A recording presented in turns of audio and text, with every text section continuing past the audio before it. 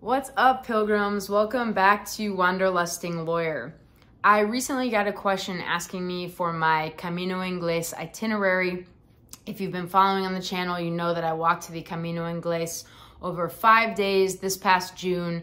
That Camino is all in Galicia. There are actually two routes. The one I did starts in Ferrol, and that is over 100 kilometers.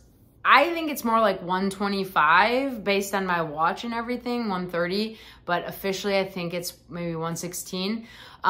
So that one does get you your certificate of completion, your Compostela in Santiago, and then there's a shorter, I believe only 2 or 3 day route that starts from Coruña.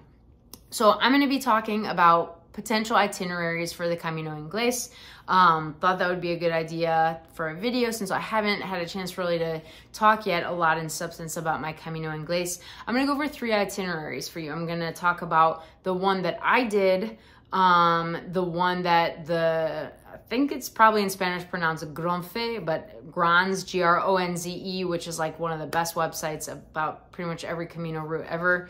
What they recommend, which is also a 5-day Camino. And then I'm going to give you my ideal itinerary, which would take about six days or 7 days. And you can stretch that. That's a great thing about the Camino Inglés. If you're super fit and like to do really long days, you can walk it in 4, you probably walk it in 3. That to me is craziness, but you know, you can also stretch it out to 10 days. There are plenty of places to stay. Not everywhere is going to have a public albergue, but I think there are at least, I want to say 6 or 7 along the route, so you can basically even do up to probably 9 or 10 days with some private accommodations thrown in there, but I'm going to stick to those 3 itineraries. So I'll start with mine, then I'll do Grands, and then I'll do my ideal itinerary, so stay tuned. All right, mine, what I did, I only had 5 days. You know, I told myself I only had 5 days. I'd already been in Europe for a while. I knew I needed to get back to work. So I told myself, you have 5 days. So I looked at what Grounds recommended, and I didn't love it because the first day was really long, and I had a terrible experience on my second Camino, which was the Camino Aragonés, but starting a little bit earlier in France in the Chemin d'Arles. My first day was really long. I got blisters that day. I think it set the tone for a really physically challenging rest of my Camino that whole time. So I was really looking for a shorter, easier day. And so I did Ferrol to Neda, Neda. And if you want to see more in detail, like what my thoughts were at the very end of each day, uncensored, just off the cuff, make sure you subscribe to the channel and check out my other videos because I have videos for each day. So Ferrol to Neda was about 16 kilometers. One of the easiest days of walking on any Camino I've ever had. There's really no up or downhill. The most challenging aspect of it all was actually like when you're leaving the city of Ferrol, if it's kind of rainy, drizzly like it was for me, the material that they used on like the walkways is extremely slippery. So that was a bizarre challenge. But other than that, it's a very, very easy day. I did some exploration in the morning and didn't even start really walking until I think 9:30, had a nice long cafe break and still got to the albergue by I think 1. So that's a really nice chill first day if you're looking just, you know, if you haven't maybe done all the prep you wanted to do, or you're just looking to take it easy on that first day like I was, Ferrol to Neda. So then my second day was a lot longer. Like my watch told me almost double. My watch told me I walked 32 kilometers. It's supposed to take 25. This is Neda to Miño. And I took a wrong turn. I took the old path. This is something about the Camino Inglés I'm not totally familiar with, but what I understand is they actually changed the route in a lot of places a few years ago to try to, I think, take people away from some of the industrial areas and into prettier, more scenic areas. I don't know what I did. I ended up taking a long route. It was extra pretty, but I was dead by the end of the day. I was super excited to get to Miño. But the other challenge about that day is that I'd say not a little bit, maybe like 2/3, 3/5 of the way through, you will reach Ponte de Ome, which is a really cool little seaside town with the most challenging incline, certainly in any city setting, that I have ever experienced. I mean, it's extremely steep all the way up out of the city. I'm not over exaggerating when I say how difficult it is, but you can go slowly.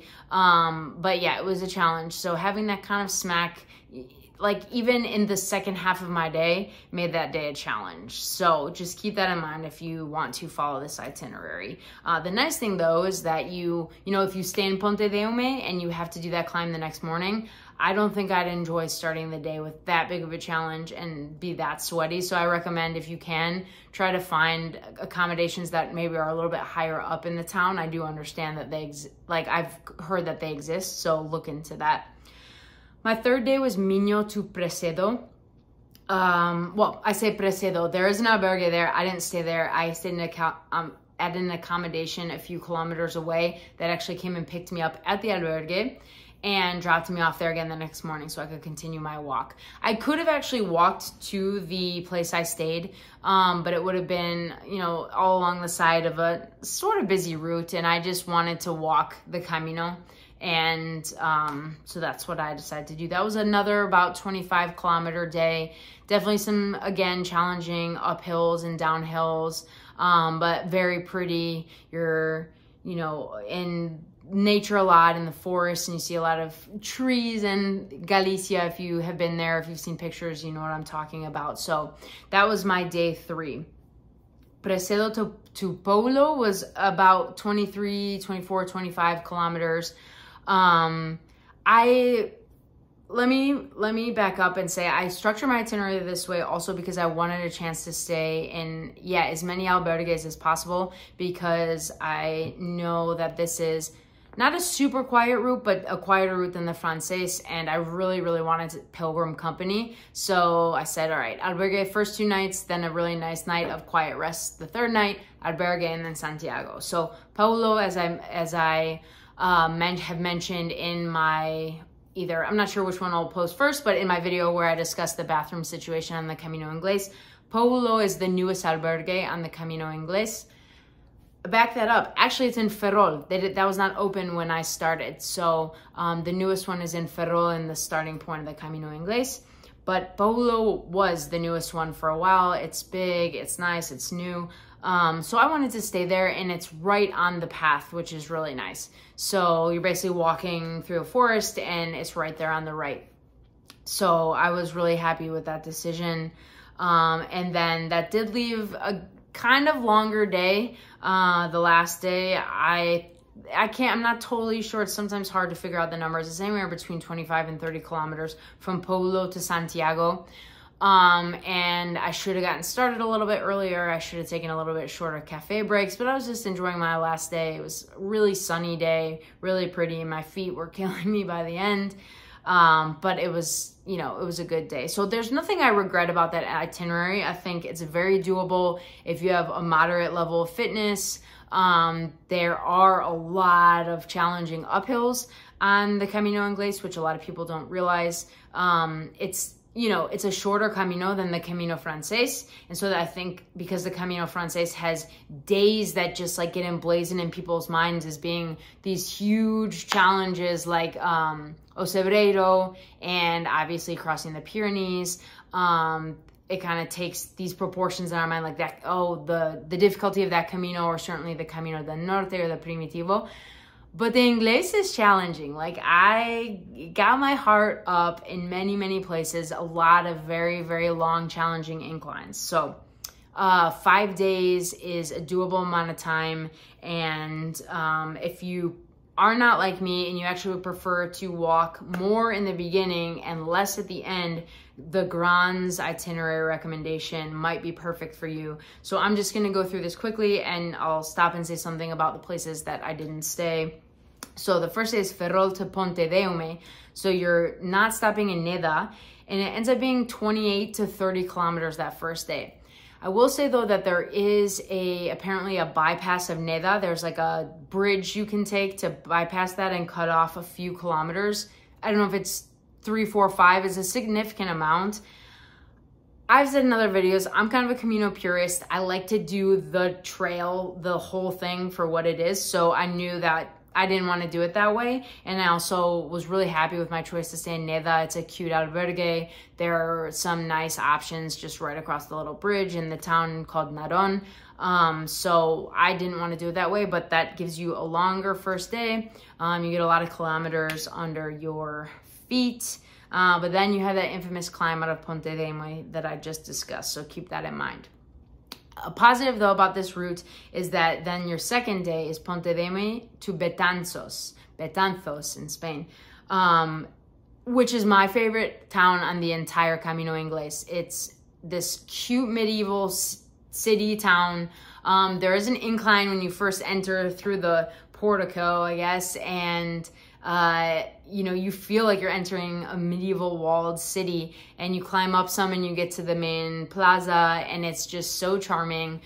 They have insane tortilla de patatas. What makes it so good is that it's actually made fresh to order at most places anyway, and so they leave the middle pretty runny and undercooked.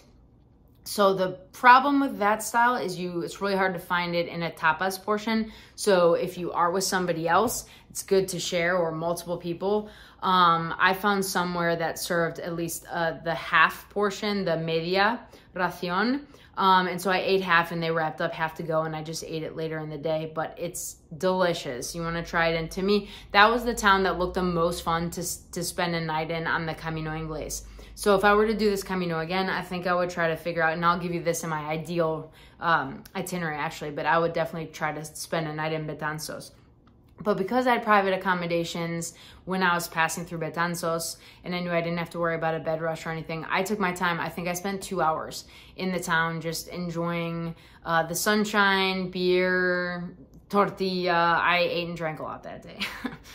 So then the third day with Grands is Betanzos to Bruma. Sometimes you'll see Hospital de Bruma. It's a tiny town, so like if you blink, you'll miss it. I think there's maybe one restaurant there. And I know, so there's now, I think, one public albergue and one private, but that is a bottleneck for people to not get beds. So I think I've heard you want to try to be there by like 1:30 to get a bed, obviously depending on the time of year. But if you don't get a bed there, then you'll need to be probably taking a taxi ahead or back maybe to Betanzos to find a place to stay, and then just taxi back the next day.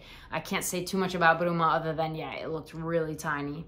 And then, the Ponte de Ome to Betanzos second day was 20 kilometers according to Grands, and then Betanzos to Hospital de Bruma is 24. So 28, 20, 24. The fourth day, Bruma to Sigüero is 24 and a half, 25. So that, I think, you know, was a nice day without too many challenges. Definitely some uphills, but not one of the most challenging days. And then what that does is it leaves you with an extremely short last day, Sigüero to Santiago, which is about 15 kilometers. The problem with that is that there's not much pretty that happens in that last portion. There is like they call it the magic forest that you walk through. You got to be on the lookout for the witch, excuse me, the witch decoration that someone has hung in the forest. But a lot of it is like an urban industrial area walking, which isn't the best. So I don't know if I would have loved that on my last day. My walk out of Poulo the last morning was just stunning. It was kind of foggy, hazy, and then it all cleared and was just bright and sunny. But if you are looking to get into Santiago early to either make the Pilgrim's Mass or just have like a full day to enjoy, that is a really good option to make sure your last day you're just starting in Sigüero, and then you should be there in probably 3 to 4 hours, because like I said, it's not a particularly challenging day. So that's the Grands itinerary. Again, 5 days, just structured a little bit differently than mine.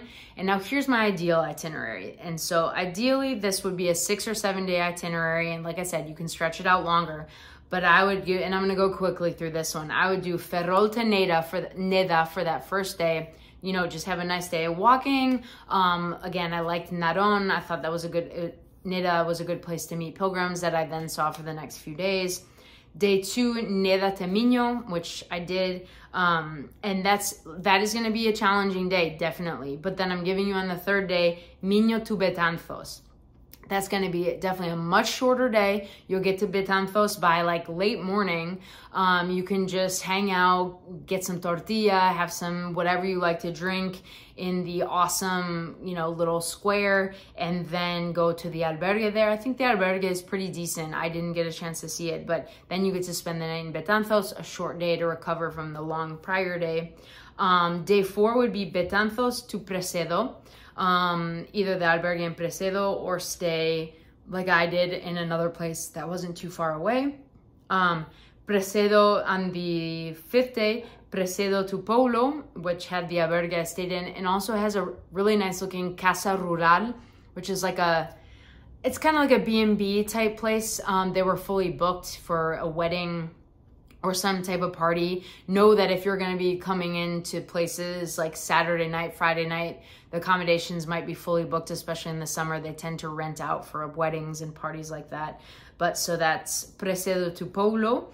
And then on the last day, you can do Poulo to Santiago like I did. Or, you know, if you wanted to add an extra day in there, you could do Presedo to Hospital de Bruma, that to Sigüero, and then Sigüero to Santiago. So lots of options, I think. Obviously this can change when you meet your Camino family and you guys decide like, hey, we want to walk together. Your itinerary might change, but I think a really nice amount of time to walk and to enjoy is 6 days. Like I said, you could do it in 5, you could probably do it in 4, you could stretch it to 7, 8, or 9. I love how flexible this Camino is. There are a bunch of Caminos that don't give you many choices about where to stay, unless you want to be using taxis to go forward or go back, just because, you know, you are walking in places that have no accommodations. But there are accommodations all along the Camino Inglés. Some are a little bit tight, so you just want to make sure you're doing that research, and I'll always try to give you that information when I can. I will write the itineraries in the description below. I hope that is helpful. Drop me a note if you have done the Camino Inglés and how many days you did it in, or if you're planning to do this Camino, and which of these itineraries most fits with what you're looking for. Thanks guys, see you soon, and buen camino.